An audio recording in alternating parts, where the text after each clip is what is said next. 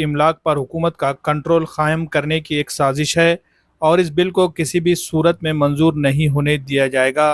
वक्फ तरमीमी bill को मनसूख करवाने के लिए मुसलमान मुल्कगीर सतह पर मुहिम चलाए। इन ख्यालात का इजहार उलमा व दानिश्वरों ने नांदेड़ में तहरीक औक़ाफ़ की जानिब से मुनक़्क़िदा एहतजाजी जलसे आम में किया। मुफ्ती खलीलुर रहमान क़ासमी की सदारत में मुनक़्क़िदा जलसे में मेहमान ख़ुसूसी के हैसियत से तहरीक औक़ाफ़ के कौमी सदर शब्बीर अहमद अंसारी, मौलाना साद अब्दुल्ला नदवी, मौलाना यूसुफ मोहम्मदी, मौलाना अयूब क़ासमी, क़ाज़ी रफ़ीक इशाती, साबिक़ मेयर अब्दुल सत्तार, NCP शरद पवार के लीडर रऊफ़ ज़मींदार व दीगर ज़िम्मेदारान को मदऊ किया गया।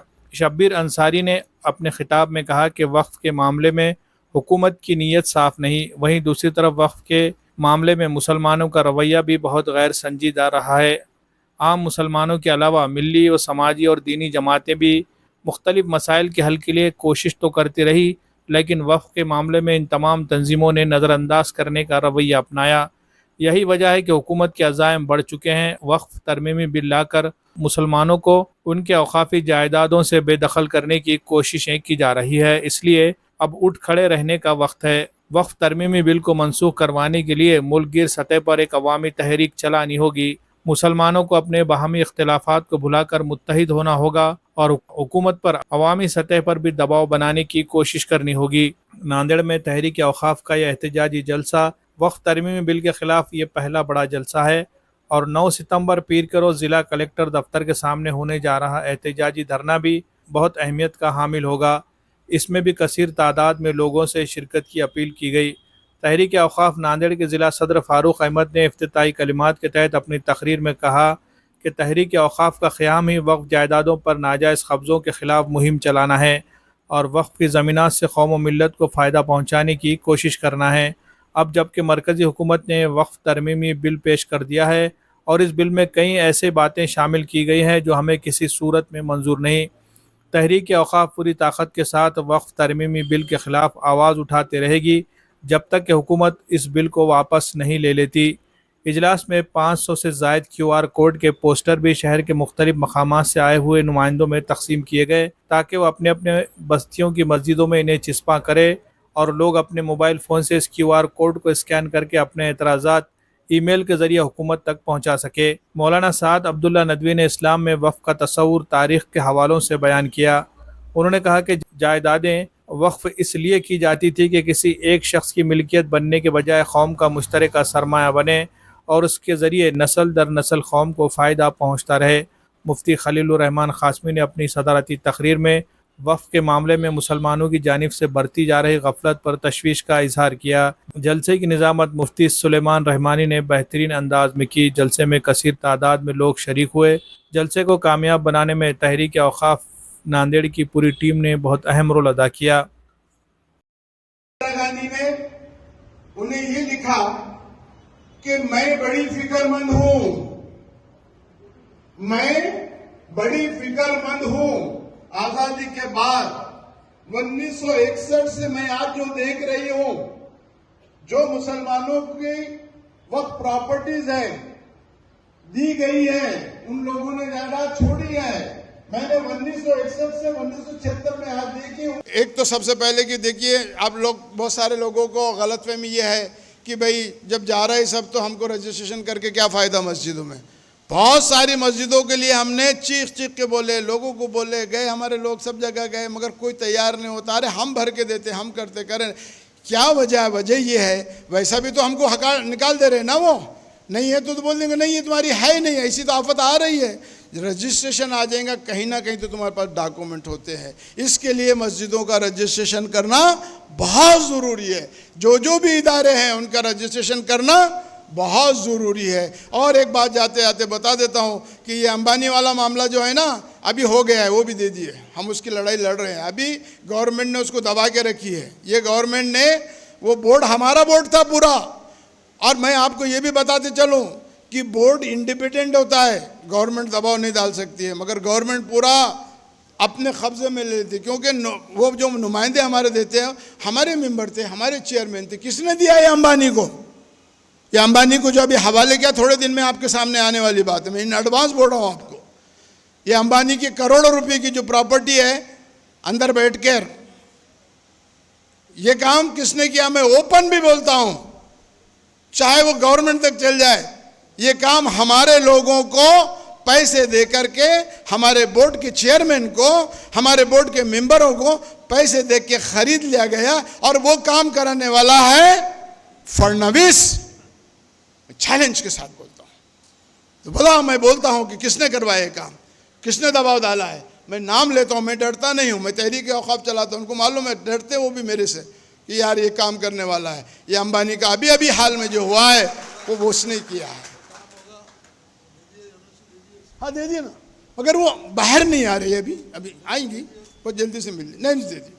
खैर, अब ये जो बातें हैं, मैं इससे हट करके अभी अपने अमेंडमेंट वाली पे बात पे आ जाता हूँ कि देखिए कुछ बातें तो बहुत अच्छी लोगों ने बतला दी हैं कि इसकी मुखालफत करना क्यों ज़रूरी है। देखिए 107, 108 और 108A, ये 108A है क्या?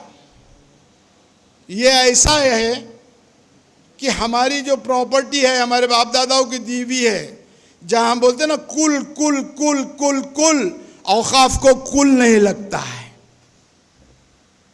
चाहे वो कितने भी साल का बैठा हुआ हो, उसको कुल नहीं लगता है।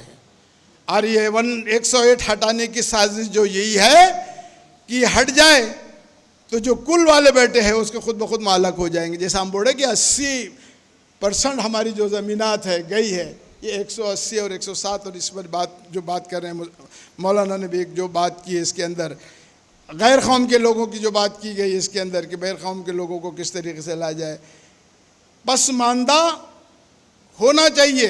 कल ही लखनऊ से मेरे को एक फ़ोन आया था, मुसलमानों का आया था, होते हैं वो नुमाइंदे इस मुल्क को चलाएंगे, और वो भी कैसे चलाएंगे, उनकी मर्जी होगी वैसे नहीं चलाएंगे। तो जो इस मुल्क का आइन डॉक्टर बाबा साहब अम्बेडकर के सदारत में लिखा गया है, उस आइन के मुताबिक चलाएंगे, उस आइन से हटकर नहीं चलाएंगे। जब इतनी पाबंदी के साथ ये मुल्क की नींव रखी गई है, तो आज हम एक आवाम बोलकर कम पड़ गए हैं कि पार्लियामेंट और असेंबली में हमारे अगर सही नुमाइंदे चुनकर जाएंगे तो उनके ज़रिए हमारी आवाज़ उठाई जाएगी। आज रास्तों पर आवाज़ उठाने का काम शब्बीर अहमद अंसारी साहब और उनके जैसे तमाम सियासी समाजी लोग कर रहे हैं। रास्तों की लड़ाई लड़नी चाहिए, जमहूरियत की खूबसूरती रास्तों के आंदोलन और एहतजाज है, लेकिन इस लड़ाई को मतलब तब हासिल होता है जब पार्लियामेंट और असेंबली के अंदर हमारी नुमाइंदगी होती है। और इस नुमाइंदगी को पहुंचाने की लड़ाई में हम बहुत ज़्यादा सोच समझ कर ये लड़ाई को कभी लड़ते नहीं आए हैं। मैं उलेमा इकराम को भी गुजारिश करता हूं कि आपके हुक्म पर हम वोट भी देते हैं, आपके हुक्म पे हम दीनी दुनियाई काम भी करते हैं,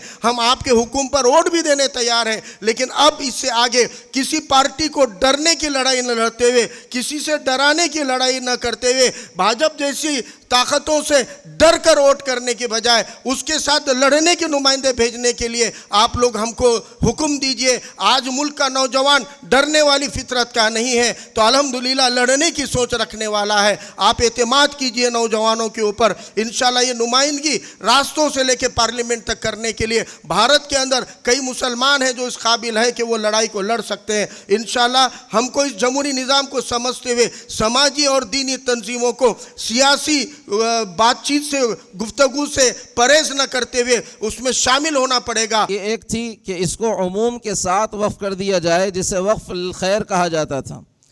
एक वक्फ और था जो सहाबा किराम रज़ियल्लाहु अन्हुम मजमईन करते थे, वो था वक्फ अलल औलाद, कि आदमी कहता था कि ये वक्फ आवाम के लिए नहीं है, लेकिन ये जगह मेरी औलाद के लिए वक्फ है, ये वारिस इसमें नहीं बनेगी, इससे फ़ायदा मेरी औलादें उठाती रहेंगी।